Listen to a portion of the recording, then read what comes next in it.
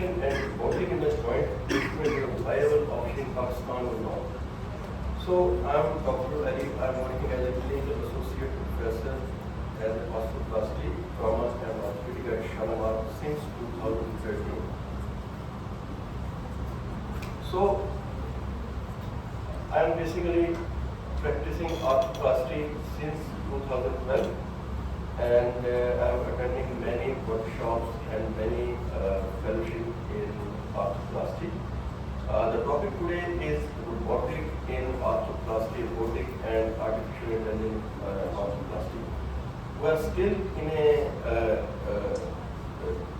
research that either this technique will work in Pakistan or not. I will conclude this session at the end. But so coming to the presentation, so I use basically Zimmer, Smith, Nephew and U2 implants. I have not and will not accept any honorarium, additional payments or reimbursement for the giving this presentation. This is my disclosure. So the outline of my presentation will be the outline, introduction, one, trends in the hip and knee arthroplasty. Can navigation and robotic in the joint replacement is a viable option in Pakistan or not? And we will be concluding the session at last. So total joint replacement is the most commonly performed and successful operation in orthopedics. As there is a 25-year survivorship of 2,000 consecutive primary total hip replacement, and the implant lasts for at least, if done very well, the implants last for at least 25 to 30 years. There is no pain.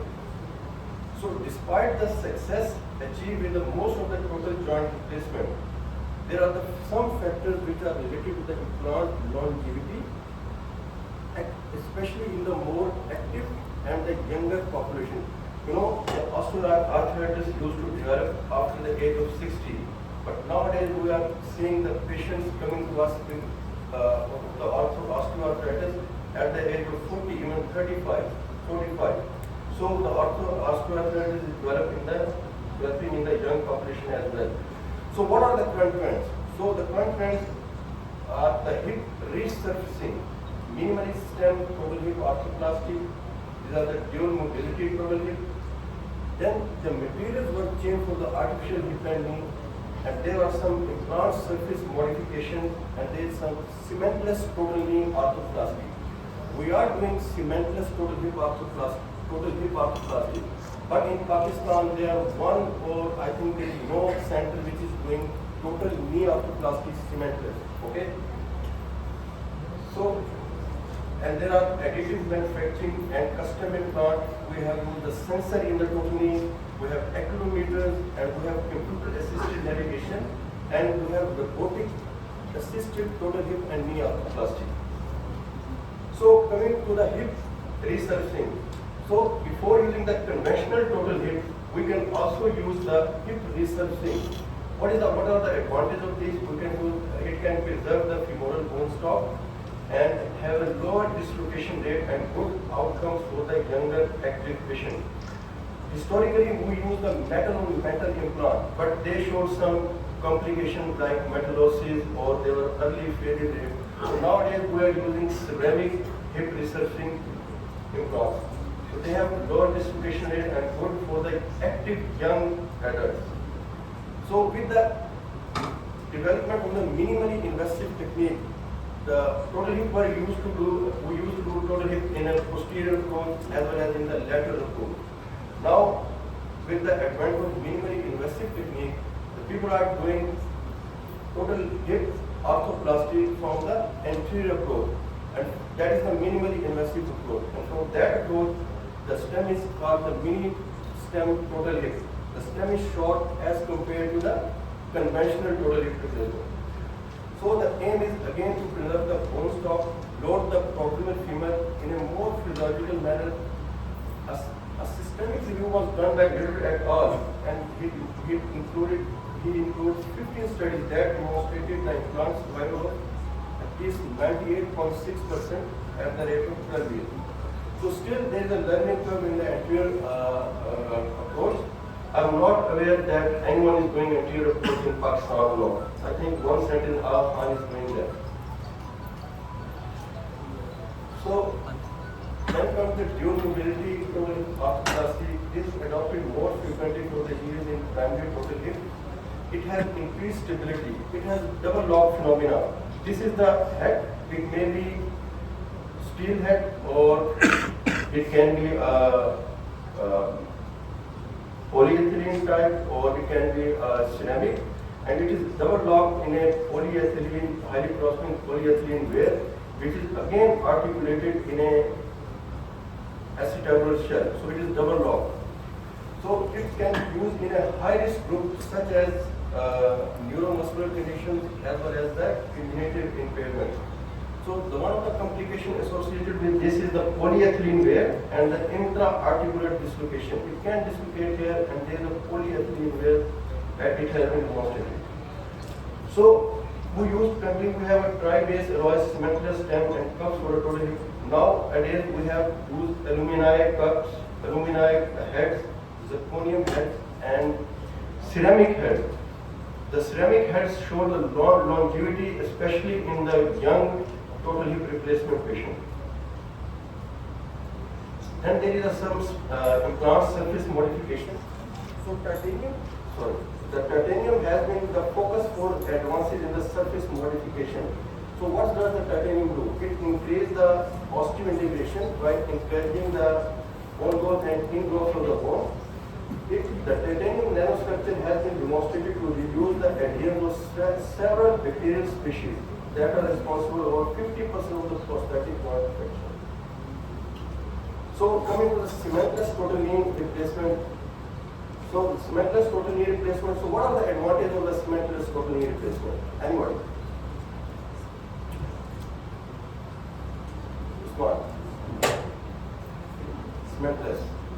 It will be a replacement without the bone cement, but in that particular case we have to make very precise cut. So more advantage is that you save the time of getting cement time of 18 minutes. Okay, cement setting time you save the time. Okay, so this is the main advantage. So it's very common, not in our part of the world, but in the rest of the world. So we have two implants which are used cementless. Mostly we are doing arthroplasty, doing compartmental arthroplasty in cementless total knee. So we have two systems. There is a triathlon cementless knee, the Oxford knee, and which is from the Indiana, USA. They have shown the excellent survivorship with a limited concern regarding the osteointegration.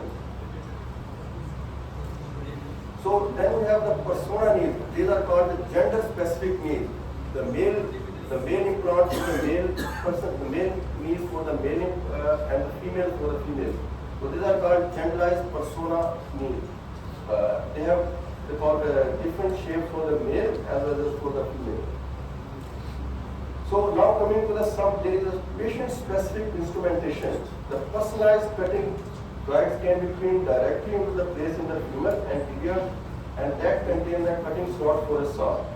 The preoperative 3D scanning and MRI used to model the knee anatomy and design a personalized surgical plan with respect to the bone resection and component positioning and alignment. It allows the better implant positioning.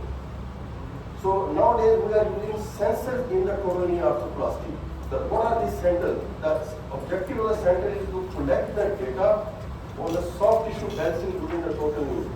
The soft tissue balancing in the total knee is very important. That your soft tissue is balanced. It is not relaxed. It is not tight.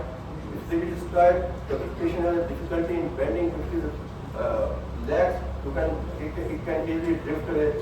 So these are the disposable devices that deliver the wireless data to an intraoperative monitor to facilitate the informed decision making regarding the implant position and soft tissue release to improve the balance and stability to a full range of motion. So we have accelerometers. They are the smart poles that develop to improve the alignment of the femoral and tibial component total knee. These are the navigation handheld sterile devices used to define the resection of the plan of the distal femur and proximal tibia in the coronal as well as the sagittal plane. These systems are wireless and imageless, and they capture the data during the procedure and directly display the data on the arthropods which are attached to the femoral and the tibial dissection guide within the surgical field. So now coming to the computer-assisted navigation in hip and knee arthroplasty. So the aim is to analyze pre, intra, and post-operative data in multiple modalities and provide an augmented 3D visualization environment to improve the clinical outcome of the surgical operative procedure. So what is computer-assisted operative surgery? It is a digital image which serves as a map for each procedure is created. This image is provided to the operating surgeon for the guidance during the surgery. The surgical instrumentation can also be incorporated with the map for knowing their position, attitude, and accuracy, even in the millimeter or fraction of a degree during the operation. An anatomical model that is fixed in the software is upgraded by the process of surface registration or morphing. So there are the components, there is the computer platform, there is a tracking probe, or there is a marker which are attached to the instruments and which guides the surgeon accordingly on the pre-designed 3D image. So after the navigation, then comes the robotic assisted surgery. The prevalence of the robotic assisted surgery is a natural evolution from the computer assisted surgery that has been used for the knee arthroplasty over the past 20 years. So they are accurate and reproducible bone preparation due to robotic interface. That allows an assessment of the ligamentum balancing according to the bone cuts and the implant position during the surgery. So the aim of the robot is not to replace the surgeon, but to improve their performance. So one thing the report of the report is that they does not perform the surgery independently.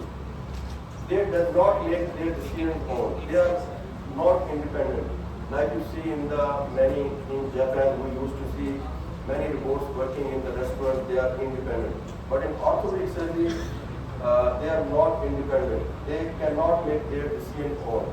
They does not do anything to the patient without the surgeon's hand. They are dependent on the surgeon's hand as well. So the major implant companies which are manufacturing the robotic parts, Stryker, Corin, Smith and Nephew, Zimmer, and Decoy. So there are three categories of robotic system. These are the passive robotic system, semi-autonomous, and autonomous. So passive robotic system is the previous one we used in the past that is similar to the navigation system, and that is another is the semi-autonomous, and that is the autonomous. So passive robot use the computer-assisted or navigation system. It provides a 3D virtual model which allows accurate preoperative planning, but there is no system to prepare the bone. It can guide the tool positioning, but the bone removal or the surgical procedure is performed by the surgeon himself. It can guide, but not can perform surgery. Another system is autonomous system. In this system, the surgeon performs the surgical plan, he cuts the bone resection, he removes the implant, he performs the initial approach and exposure. The robot complete the remaining surgery afterward without the surgical input. Nevertheless, the surgeon can stop the procedure. The surgeon can stop the procedure anytime because the robot can go wrong. So he can stop the procedure by an emergency switch or to stop the procedure and adjust the plan as well. So they are the semi-autonomic robotic assisted system. They are nowadays currently used and they are currently practiced in the market. So they combine the benefits of navigation system as well as the automatic robotic system. The surgical planning is again performed by the surgeon either based on the 3D image or in the intraoperative bone surface mapping, and it's controlled and manipulated by the surgeon. But the surgeon control is modulated by the remote to limit the bone preparation to the surgical plan. So thanks to the feedback loop, that bone removal is controlled with saw or burr or the cutting by this position. The surgeons cannot deviate from the planned bone resection. This control improves the surgeon accuracy and decreases the risk of error. So this system includes the image-free robotic system, one that is used with the name of Mako, and that is from USA, and another is the Ross Mean, that is from US Barnett, and another is the Omnibot, that is from USA. All of these three companies are from USA. So there are three essential features for the the robotic joint replacement in the hip replacement. So first there is a facet one. There is a pre-op patient feedback, 3D planning. There is a CT-based 3D template for the sizing and aligning the implant. Then there is a virtual plan, and then there is a facet two is an intraoperative virtual feedback. We adjust of the pre-operative virtual plan according to the intraoperative feedback, and then intraoperative patient-specific customization. Then comes the report that there is a precise bone preparation, and there is the execution of the virtual plan with the guidance of haptic robotic arm. So what is haptic? So it is a science of physical interaction between the human and computer. So a device that involves the physical contact between the computer and the user through an input or output device that sends the body movement. That can be a joystick, mouse, or a virtual reality glove. So what is arm control? The surgeon bone preparation tool. According to the surgeon preoperative virtual plan, surgeon is no longer dependent on the cutting, blocks, jigs, and manual techniques. The hepatic boundaries protect the patient. So this is the example of a robotic arm associated surgery. You can see this is the Mapu machine, robotic, and you can see this is the acetabular cervical arm of the robot, which is holding the acetabular femur. And there is an acetabular component insertion, but surgeon still is controlling the arm under the direct vision. The surgeon is still controlling the arm under the direct vision. So they cannot perform the surgery independently. Surgeon has still to control.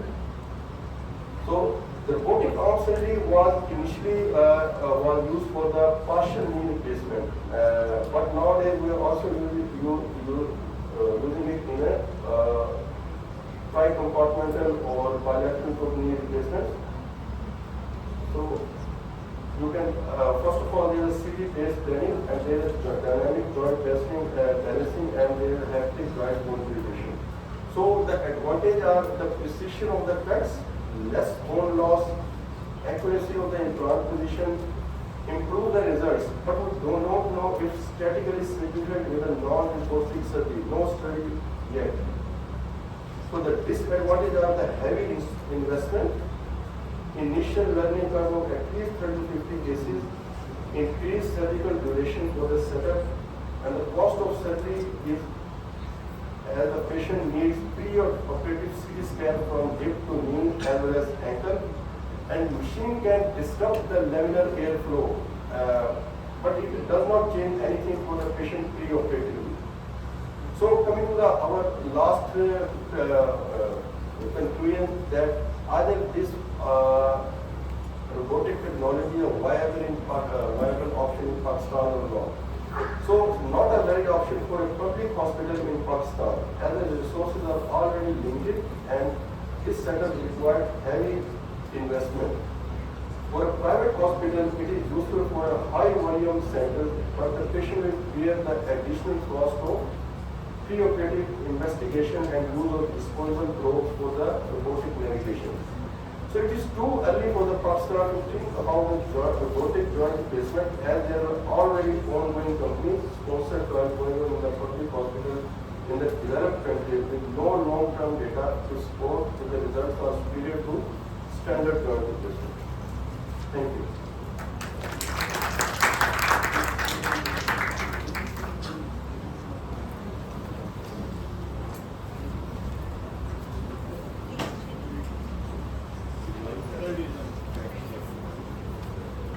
So our next speaker is Dr. Mohammed Salim. He will be discussing on foot treatments. He is our head of department.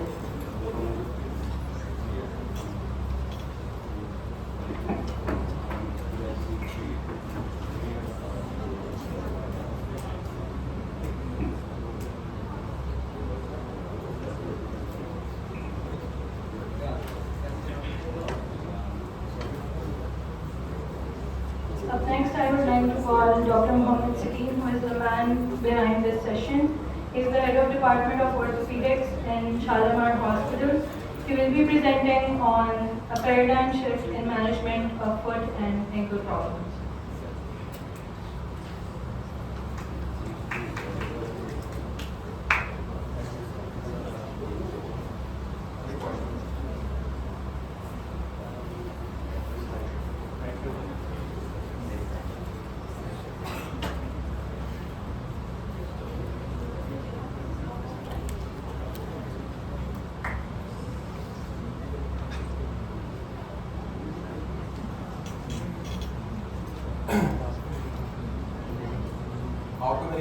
बताइए ना clear. There are a lot of changes going on, लेकिन हमें ये देखना है कि पाकिस्तान के लिए क्या वायब है। डॉक्टर अली ने भी बताया कि अनसीमेंटेड जो है knee replacement is coming in the market, और रोबोटिक सर्जरी के लिए क्या ज़रूरी था कि fine cut. I just recall my residency जिसके अंदर ओल्ड चर्च हॉस्पिटल लंदन के अंदर, when I was doing a knee replacement, primary knee replacement, तो एक्सीडेंटली स्टाफ नर्स ने जो इम्प्लांट खोला दैट वाज अनसीमेंटेड। अब वहाँ पे भी NHS में भी द प्राइस रियली कॉस्ट, तो मैंने कहा ये तो आपने अनसीमेंटेड खोल दिया, because they were doing uncemented there as well, and patient as जो है उसकी 70+ थी, लेकिन हेल्दी फिट पेशेंट। तो उन्होंने कहा कि आपका इतना अच्छा कटिंग हुई है, तो दैट्स ट्राई कि अगर ये हार्ड फिट आ जाता है instead of throwing in the bin, and we did it, and उसकी इंसर्शन बड़ी अच्छी टाइट और फिट थी। So the point is, Pakistan के अंदर जहाँ पे लोगों के पास फ्रैक्चर की ट्रीटमेंट के लिए पैसे नहीं है, हेल्थ सिस्टम में नहीं है, probably robotic surgery is not a viable anyhow. I'm going to talk a different topic. Foot surgery जो है, पहले किसी ज़माने में जैसे big surgeon, big and seen, अब वो trend change हो गया, small and seen, तो lot of foot surgery जो है वो भी change हो गई है। Let's talk the few topics जो मैं थोड़ा सा cover करूँगा quickly। जो club foot है, this is very common problem। इसके अंदर पहले major surgery हम लोग करते थे, ओपन काफ़ी बड़ा इंसीन होता था, मिनी इंसीन है। सिमिलरली वर्टिकल टेरिस है, वो भी मिनी टेक्निक से यूज़ करते हैं। Foot drop use to be treated just with a splint, and now we doing lot of surgery. और न्यूरोपैथिक फुट जो है, they use to be ignored, flat foot, they were not treated just with a medial arch. And shortcut foot, जो diabetic patient है उनके जो shortcut foot हो जाते हैं, अल्सर्स वगैरह बन जाते हैं, वो कहते थे इन सारी चीज़ों के लिए सर्जरी की जरूरत नहीं है। But nowadays we can do the surgery and we are going back. Let's start with the one. अगर किसी को क्लब फुट की आपने आउटडोर में देखते होंगे patients, they have a horrible looking foot, but at the end of the treatment, this foot, this is after the treatment, ये इसकी लाइट ही बदल। अगर at the end of the treatment, if the foot look like this, it will really look like a normal. This is normal form. And that's what we are getting after what technique? This is called concerti close technique. This is after doing surgery. बहुत सारे patient जो हैं जिनकी open surgery होती है, post operative release उनके इतने बड़े स्कार भी होते हैं, and sometimes they have a flat feet as well because of this surgery. Club foot is so common. Every from 800 newborn child is one club foot, और पाकिस्तान का जो वर्कलोड है 6,000 to 7,000 per year. If these patients, if this baby present to you, if this is not treated, it is going to be end up like this. So as a doctor, we need to find out what is the best way how to treat this. क्योंकि जो पहले हम लोग treat करते थे,